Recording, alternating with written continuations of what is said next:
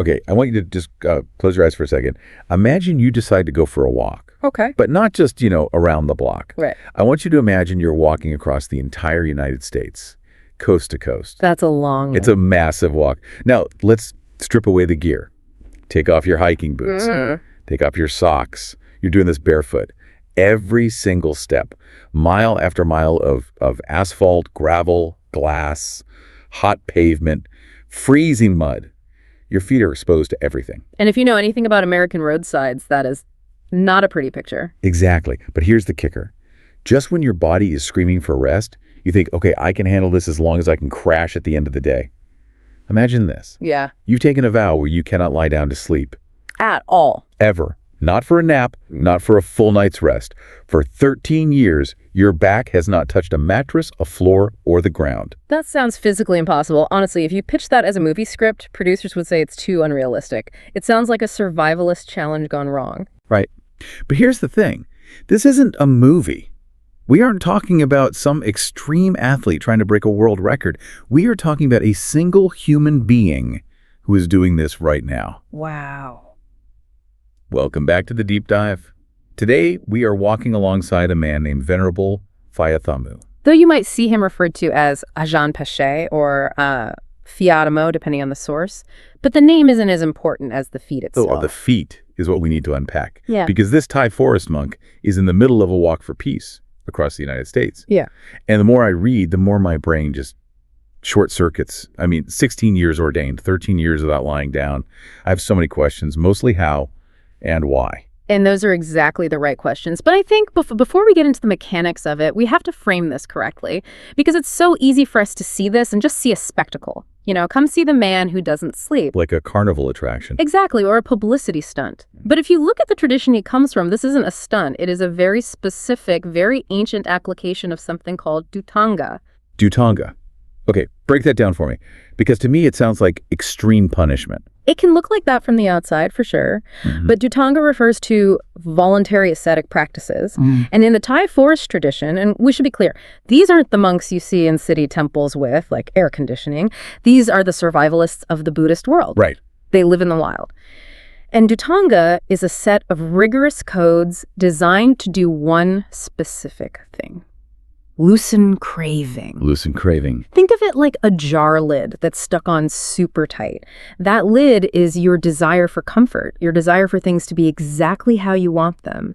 Dhutanga is the force you apply to twist that lid off. Okay. It's about radically reducing your dependence on the external world to see what your mind does when it can't get what it wants. I like the jar analogy, but I have to be the skeptic here. There's loosening the lid, and then there's, smashing the jar on the floor. Yeah. Walking barefoot across America. That feels like smashing the jar. I get it. I'm looking at the reports here, dated around October 26, 2025. And this is not a stroll in the park. This is highways debris. It's incredibly brutal terrain. And remember, this is his 10th long journey. It's not his first time. He's walked across Thailand, across India. Wow. There's a detail from his time in the Himalayas that really stuck with me. He spent 2 years in the freezing cold, surviving with just his 3 robes. 3 robes in the Himalayas. I put on a parka if it drops below 50. I don't get how he didn't freeze to death. Well, it speaks to a level of resilience that's, frankly, hard for us to quantify. But about the barefoot part, the reports are explicit. He walks barefoot everywhere. Rain, snow, heat. And when he gets injured, because you're going to get cut. Oh, absolutely. And when he does, he doesn't stop. That's the part that got me. If I step on a Lego, I'm out for like 20 minutes. I'm complaining. This guy steps on glass and he just wraps it in a piece of cloth and keeps moving. Yes. He wraps it and continues. And I think that's our first clue, that this isn't about toughness in the way we usually think of it. A tough guy, he grits his teeth to prove he's strong. Right. This monk seems to be doing something else. He's acknowledging the pain, dealing with it, and then just refusing to let it stop the mission. It's like the pain is just information to him, not a crisis. But okay, let's pivot to the thing that I think is the hardest sell. The sleeping. Or the not sleeping. This is the sitter's practice. Yeah. 13 years. I need to make sure I really get this. This isn't just he sleeps in a chair. Yeah. His back never touches a horizontal surface. Correct. It's known as Nisanjik in Pali. It's one of the 13 Dhutanga practices. The vow is to refuse the lying down posture. So you can walk, you can stand, you can sit, but you never lie down. My back hurts just hearing that. Yeah. So how does he do it? Does he have like a special ergonomic chair, a neck pillow? No, and that's the wildest part. He refuses tents, refuses gear. When night falls, he just pulls his robe over his head, almost like a little tent for his body, and he rests upright in a seated posture. Wait. So he's just sitting there, maybe by the side of a road, draped in a cloth, just sitting. That's it. Often completely exposed to the elements. Okay, I have to push back. How is that restful? I've fallen asleep on a plane, and I wake up feeling like I've been in a car accident. My neck is all cranked. My legs are numb. How does a body sustain that for 13 years? Well, there is some physiological adaptation, but it's really about the state of mind. You feel wrecked on a plane because your body is tense, fighting the position, and your mind is agitated. You're wishing you were in a bed. That is very true. I am usually angry at the seat. Right. But imagine if you remove that resistance. There's an observation from someone traveling with him. They said, when we sleep indoors with heaters, he rests comfortably while sitting. The observer feels bad for him, but the monk, he's resting comfortably. That word comfortably is doing a lot of work there. It is, but it brings us back to the purpose. Why do it? It's not to torture the body. It's to train the mind to be pull-less. Yeah, think about it. So much of our life is dictated by the pull of gravity, literally and metaphorically. You're tired, gravity pulls you to bed, you're hungry, smells pull you to the kitchen.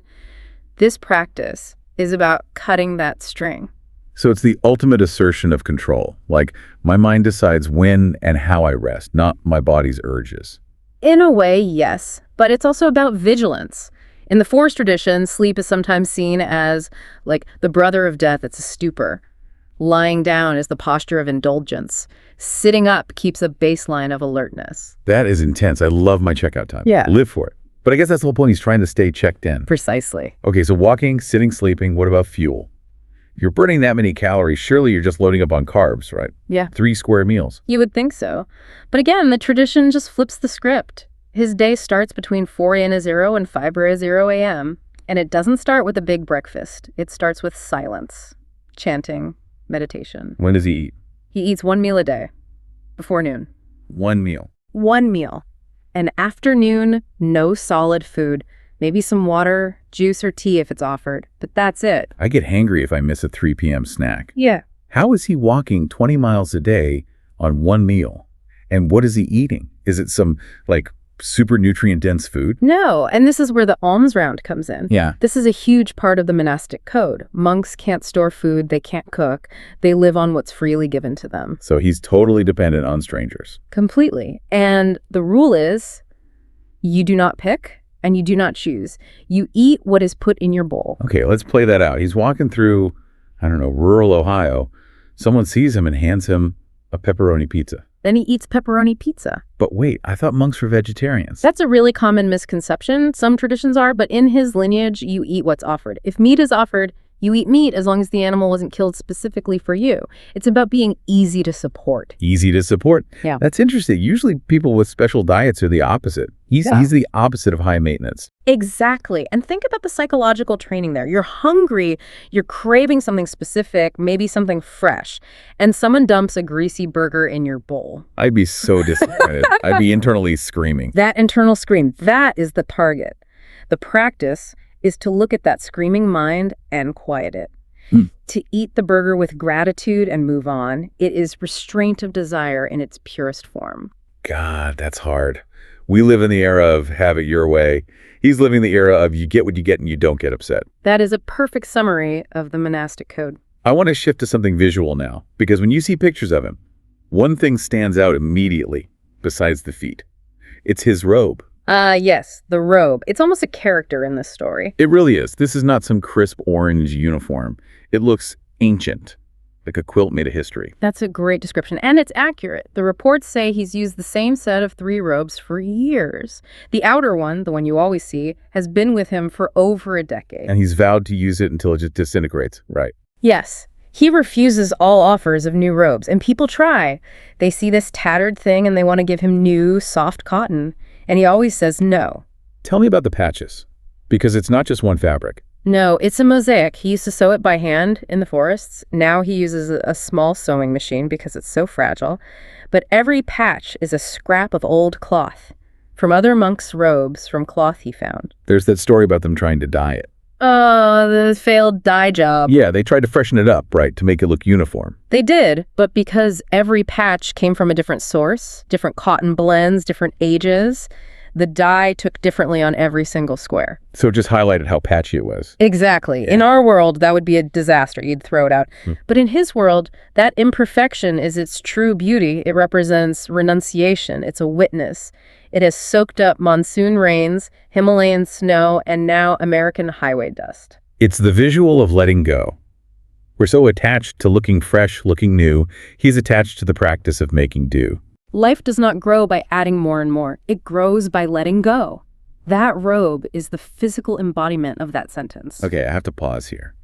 Because we've been very respectful, but there is a voice in my head, and I know it's in the listener's head too, that is just screaming, is this self-torture? That is the big question, isn't it? I mean, really, walking until your feet bleed, not sleeping properly, eating scraps.